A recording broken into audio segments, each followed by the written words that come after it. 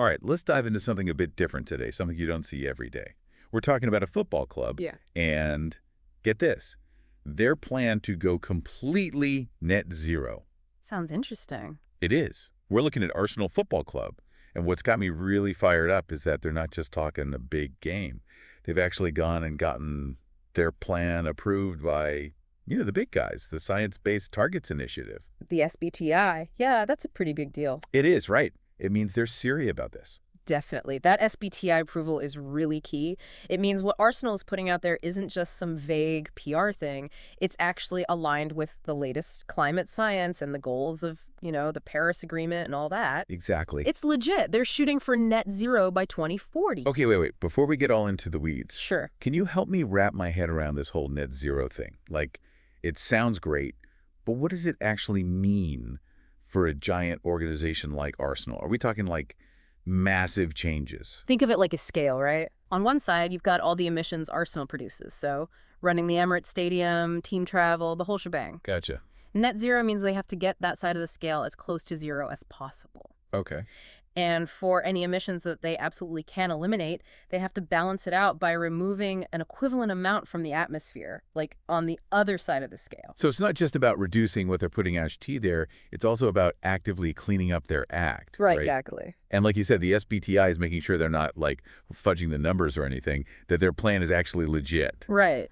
But I have to ask, why 2040? Why not sooner? Is that really ambitious enough? Well, to be fair, for a club of Arsenal's size, changing everything to become net zero is a huge undertaking. I bet. Don't forget, they're a global brand. So we're talking about their entire supply chain, fan travel, the works. Yeah, that's true. 2040 does align with, the science of limiting global warming. But the really interesting part is their phased approach. By 2030, which is, right around the corner, Yeah. they've actually set some pretty aggressive targets. Okay, lay it on me. What's Arsenal actually promising to do by 2030? I know they talk about direct and indirect emissions, Right. but break it down for me, like explain it like I'm 5. All right, so think of it this way.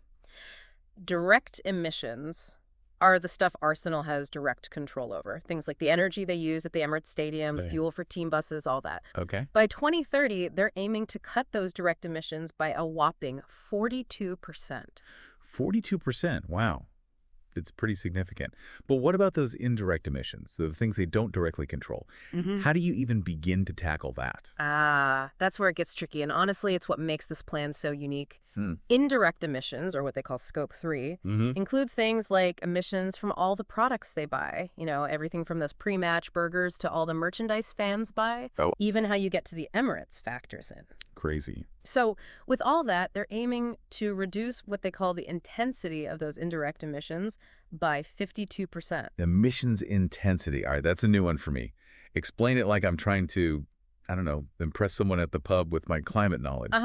Okay, so let's say Arsenal gets even more successful. Revenue goes up. They're selling tons of merchandise, more than ever, right? Right. What they're committing to is making sure their emissions don't grow at the same rate. Oh, I see. So as the club grows, they're essentially decoupling that growth from their environmental impact. So it's about becoming more efficient with each win, essentially. Exactly. Got it. Okay, so they've got these big 2030 targets. Right. But what about the long game? What are they aiming for by 2040? By 2040, get this, they're aiming for a 90% reduction in direct emissions and a whopping 97% reduction in, that intensity of indirect emissions we talked about. Wow. All compared to their 2021 levels. To hit those numbers, they're focusing on 5 key areas. 5 key areas. Okay, I'm all ears. This is where, like, the rubber meets the road, right? How are they actually going to make this happen? All right, so first up, they're going all in on renewable energy. Okay. We're talking about reducing energy consumption wherever possible and switching to 100% renewable electricity across all their facilities. So, like, solar panels on the Emirates Stadium. Maybe even some wind turbines at the training ground. Exactly. Imagine that. Solar panels powering those floodlights during a night match. Oh, man, that's a statement. What else have they got? All right, next up, travel and transportation. This one's a biggie. Yeah. It's not just about how the team gets to away games. It's about encouraging fans to choose greener ways to get to the Emirates, too. Oh, interesting. They're looking into public transport options, cycling, even carpooling. So getting the fans involved, Mm. making them part of the solution. I like that. Yeah. But let's be real, getting diehard fans to change their habits, that's going to be tough, isn't it? Oh, for sure. It won't be easy, but they've got some pretty cool initiatives to like encourage fans to make those changes. They've got this thing called the Green Action League Okay. and the Green Gooners Cup, Oh. which encourage fans to, do more eco-friendly stuff in their everyday lives. Okay, so it's not just preaching. It's about, like, making it a positive, engaging thing. Exactly. All right, what's next on their list? Waste reduction and recycling are huge EE. Yeah. Think about all the waste generated during a match. Yeah, that's a lot. They're looking at, minimizing that, improving their water use, just becoming more mindful about how they use resources, really across the board. Makes sense. But they can't do it all themselves, right? What about, like, all this stuff they buy and sell, all those emissions from outside their own operations? Good point. You're hitting on their fourth focus area. They're working directly with their suppliers and partners to reduce emissions across their whole supply chain. Yeah, they're trying to use their influence to, like, encourage sustainability throughout the whole football world, really. Wow, so it's about spreading the responsibility, Yeah, not just taking it all on themselves. exactly. Okay, what's the final piece of the puzzle? Education and raising awareness, they're using their platform to really talk about sustainability, promote those eco-friendly choices, and just, inspire action on climate change. It's about using their global reach to make a difference, really. So they're not just making changes behind the scenes, they're being vocal about it, Yeah. using their platform to advocate for change. Exactly. That's really cool. This is like a lot to take in.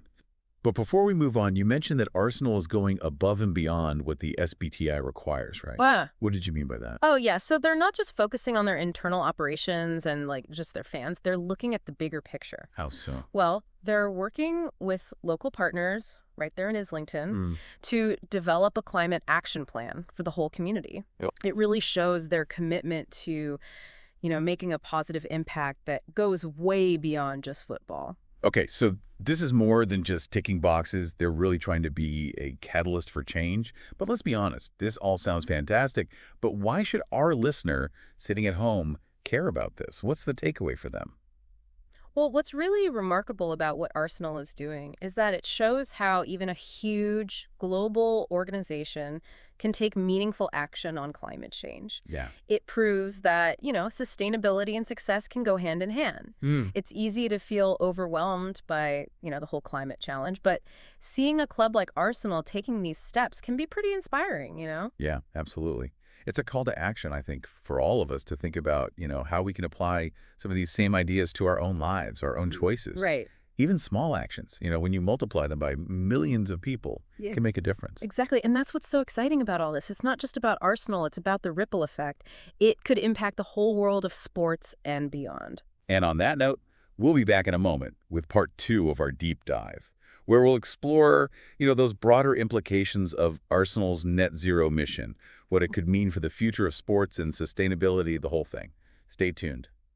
So we're back, diving deeper into this whole Arsenal net zero thing. It really hits you how they're tackling this from every angle. It's not just about them cleaning up their own act. It's like they're using their power, their influence, to push for change across, the whole football world. Yeah, exactly. And that's what makes this so fascinating. They're kind of setting this precedent, right? And getting their plan approved by the SBTI. Yeah. They're raising the bar for every other club and sporting organization out there. So they're leading by example, showing that you can be like a top club, A&D, a leader in sustainability.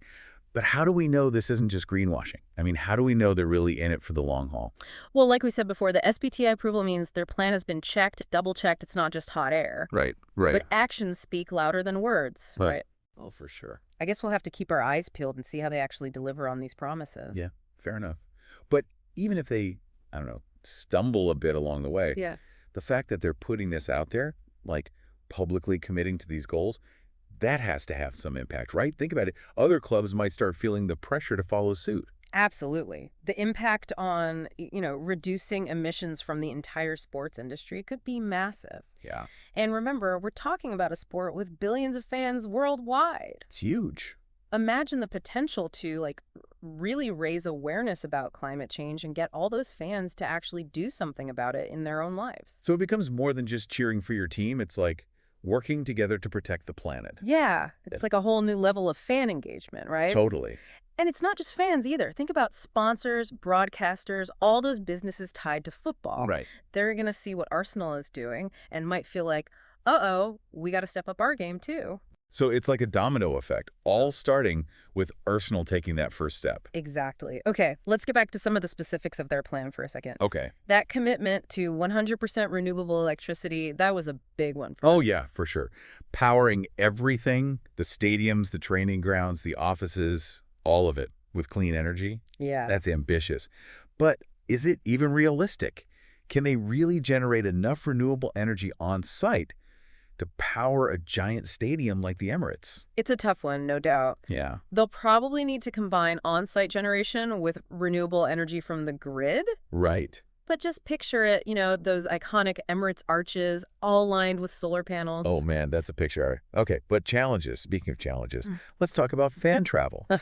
Yeah. Getting people to and from matches, that's a logistical nightmare when you're thinking about sustainability. You're telling me that's one of the toughest things to figure out. Yeah. Arsenal can't, control how their fans get to the matches, but they are trying to make the greener options more attractive. So what are we talking? Banning cars from the stadium?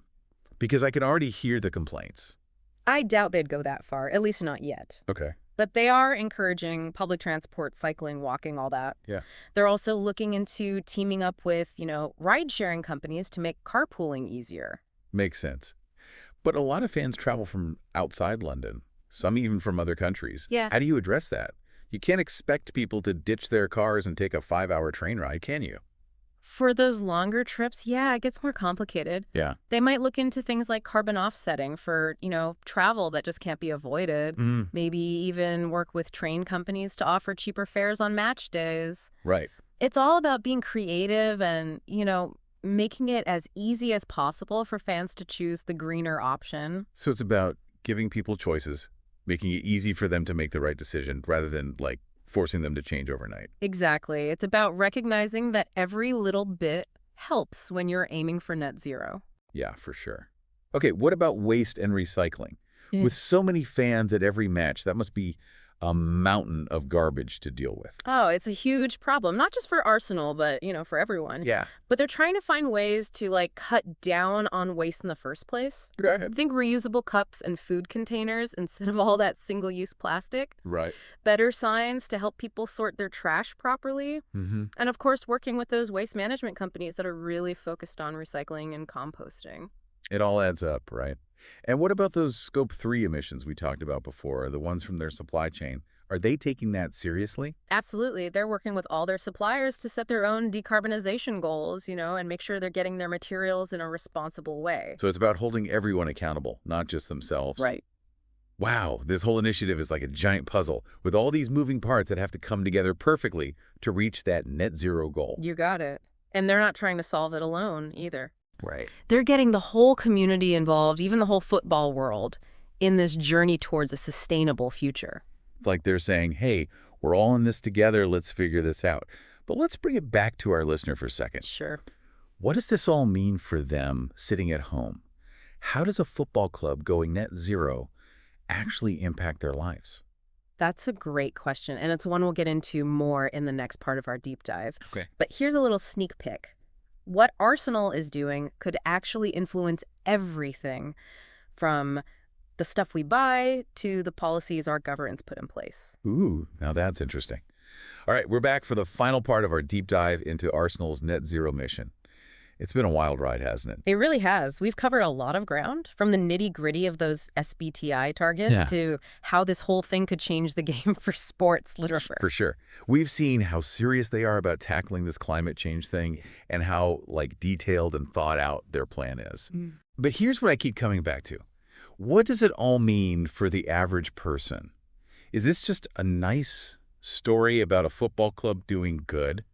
Or could it actually shift things on a bigger scale? That's the big question, isn't it? And honestly, I think the answer is both. On the one hand, it's easy to say, oh, it's just one football club. What difference can they really make? Yeah. But on the other hand, you got to remember, sports have this amazing power to connect with people, emotionally in a way that, policy debates or scientific reports just don't. So when a club like Arsenal, with millions of fans around the world says, hey, climate change is real and we're doing something about it, Right.